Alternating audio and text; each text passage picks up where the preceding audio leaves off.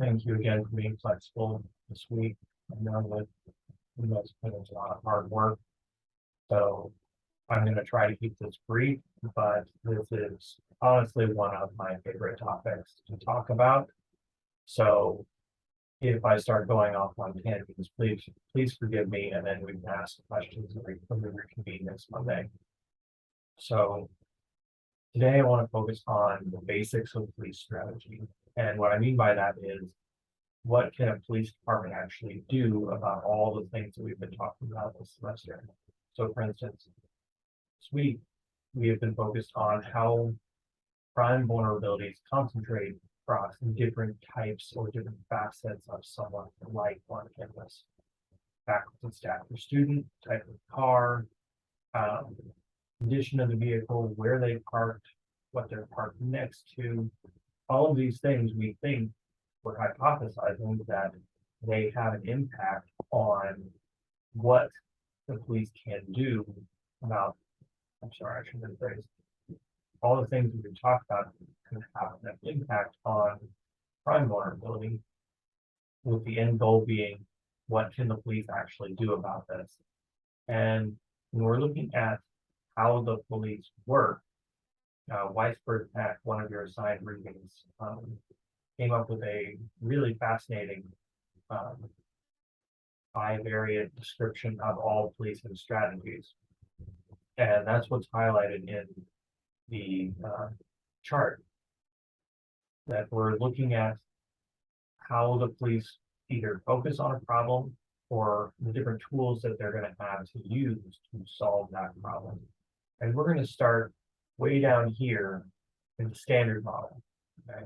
This is something that's probably very familiar to you, because when we talk about policing, we talk about the standard model by and large.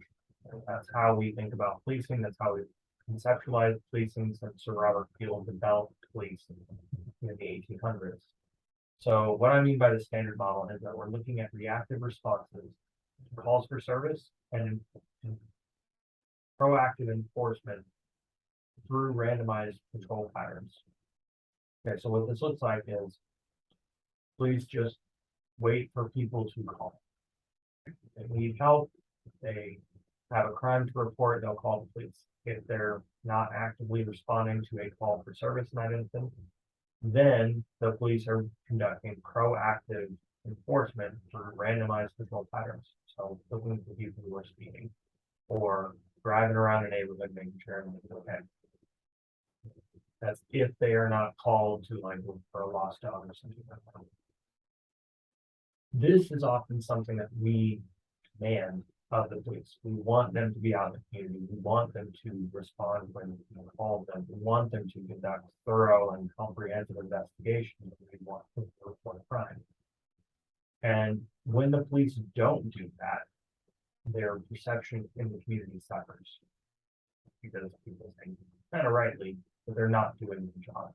However, we've known for almost 50 years that this type of policing has no perceptible impact on crime or call for service, because George Kelling conducted what it's not, I don't think we decided for your reading this semester, but called the Kansas City Preventive Patrol Study, right? So basically what the study did was it said, okay, Kansas City, we're going to divide up your neighborhood into high, medium, and low crime. And then we're going to take control of your patrol patterns. So some areas are going to get no proactive enforcement. The officers are just going to sit at the station, excuse me, and wait for a call to come in, and they'll go handle the call and go back to the station.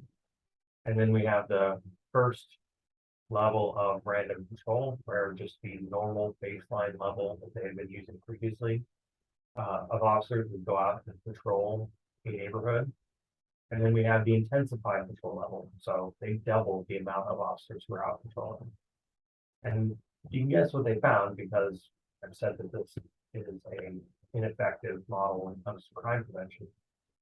There were no differences between all three when it came to changes in crime. So just having officers sit at a station and wait around to be called, like a fire department or an ambulance, is just as effective as sending officers out randomly to patrol a neighborhood. And you can see why, because we know that crime isn't randomly distributed. That was basically the first half of this semester, understanding all the different facets of what goes on when crime is occurring. How does crime concentrate in society? Well, we've got geographic concentrations within victims, with concentrations in offenders, with concentrations in time, and we have concentrations in method. Okay.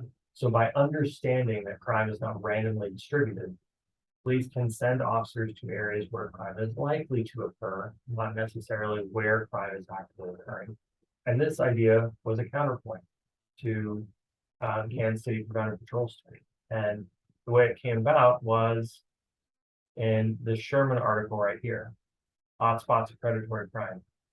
What they found was that since crime is not randomly distributed, they used spatial data from the police department to address the weaknesses of preventive patrol, and basically figured out that, hey, if we map out where crime is occurring in a city, and we figure out, okay, it's concentrated on this street, this block, or this particular place, or even more broadly, this neighborhood, we can send officers there, and they can patrol the area and just respond to calls for service and stuff like that, and go back and do whatever they need to do, but then they're going to come back to that area, back to that hotspot and patrol.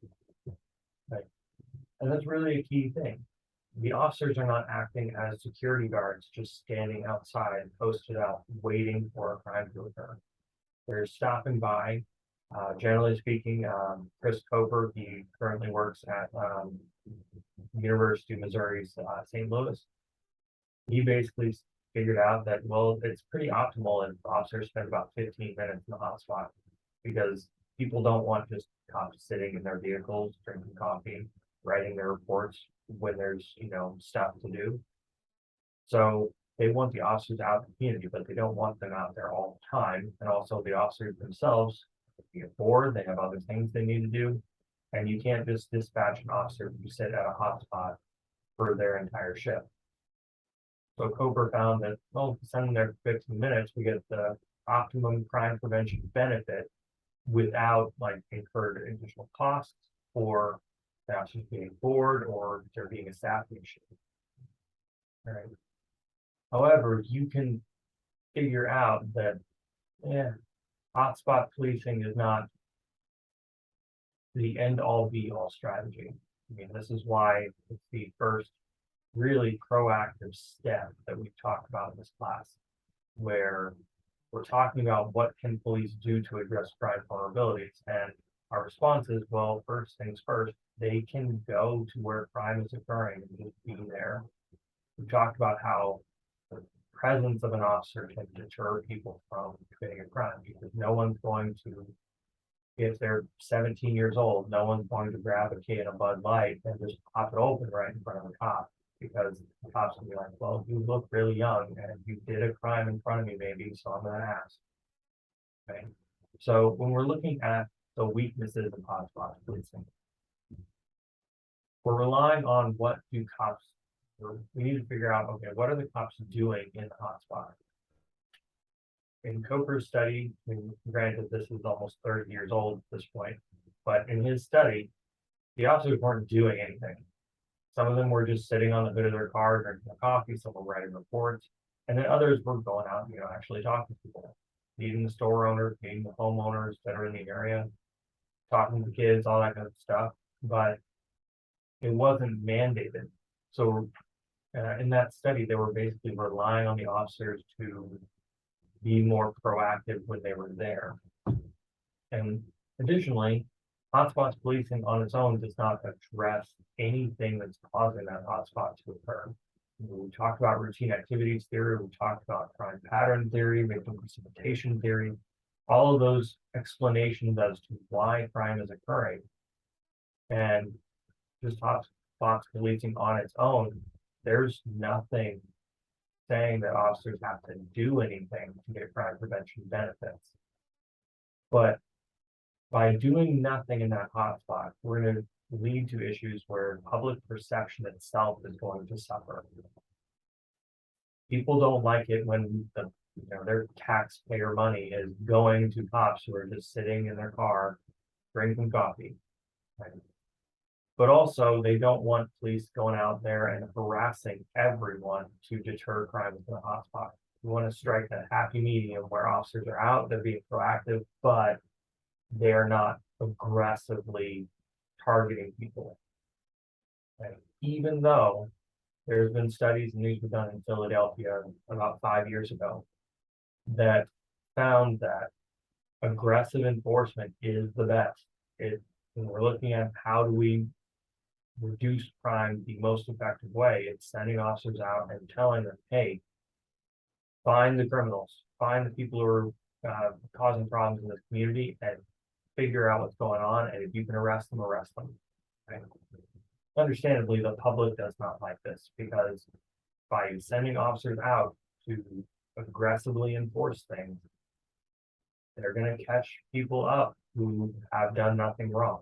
And as we saw kind of last night with the barricaded suspect here in Hayes, there was like some pretty strong anti-police tactics sentiment. I wouldn't say go as far as to say anti-police sentiment on social media like Facebook and Yik Yak, but there were definite like taking the side of the individual who's being targeted, even though like accused of hurting someone, he was barricaded in his house, he was not complying with police orders, like causing traffic to back up, all these other things.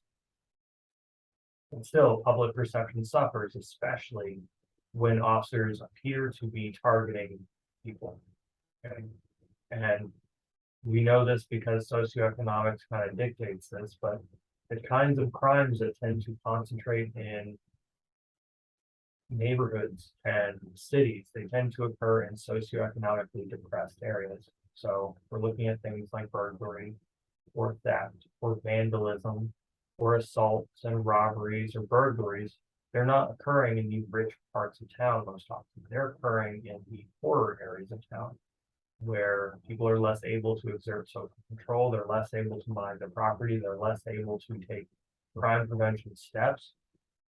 And then we have motivated offenders who are in the area, people who are feeling strained, who are not feeling the elements of social control that would say, hey, you should burgle things, or hey, you should, maybe not move so drunk.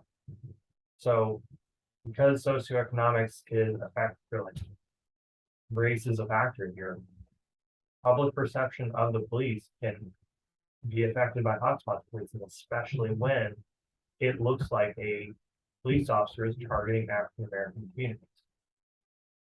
So one thing that we've been learning over the past 30 years is that we need to get the community on the police's side if we're going to use something like hotspot policing, because otherwise it just seems like the police are out to get people. But shifting a little bit to an administrative issue is how long can the police sustain hotspot policing?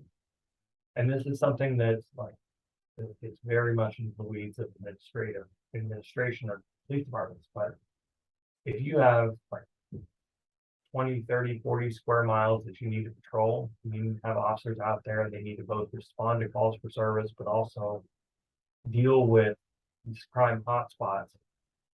You may get to, like, your agency may get to a point where they can't staff the number of officers needed to respond to calls for service while also being proactive and focused in dealing with hotspots. And this is something that often occurs because a lot of places, like, they can only sustain hotspot policing for a couple of months, maybe.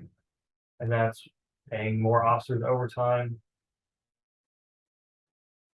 That may mean more fuel costs. It may mean more jail because you're sending officers out to be proactive, so they're more likely to make arrests.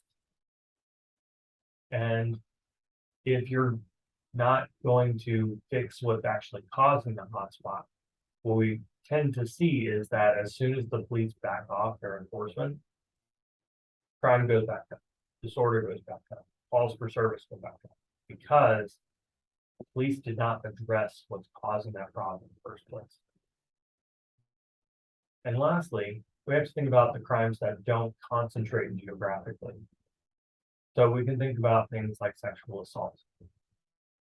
It would be great if there were places that sexual assault concentrated beyond, college campuses, high schools, and bars. Okay. But sexual assault, domestic violence, these are crimes that don't typically concentrate geographically because you're concentrating in a different way. Typically, it's through social networks. So we have vulnerable targets and motivated offenders, but they're not really dealing within the place. They're dealing within that social network. So we're looking at hotspots policing. That's not going to do anything about that type of crime.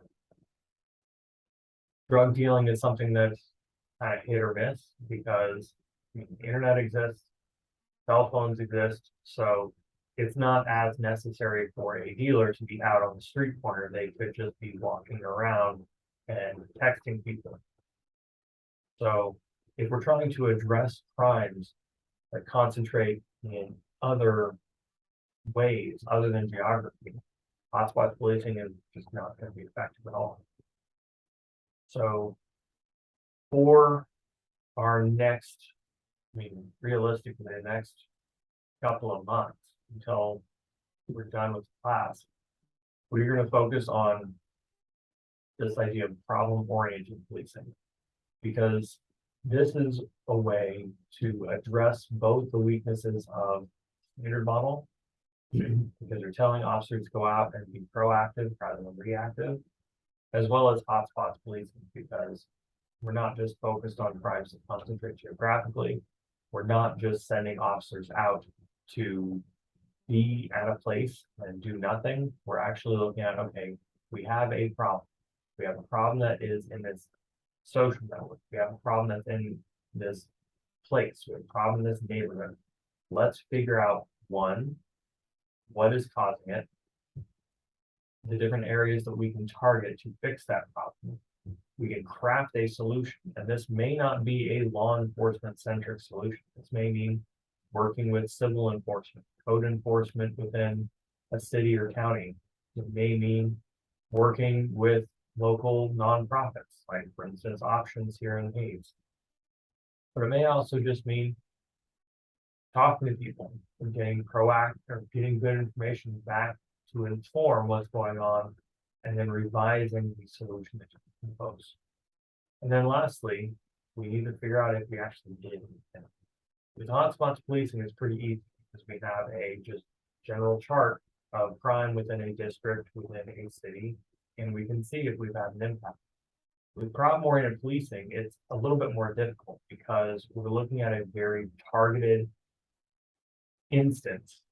And just like, for instance, we were using Hayes as an example, trying to fix problems at court, those solutions that we impose are not going to be effective at a place like the SIC, not necessarily anyway, because those places are different. They might have different groups of people who go there. They might have different staff who are having different interactions. The design of the space itself is going to be very important. So as you're thinking about what can we do about the crimes that concentrate, and that's really the second half of this class, I want you to think about all the different ways in which you could solve a problem when it comes to the issues that we've identified. So if you have any questions, please let me know, and I will see you on Monday.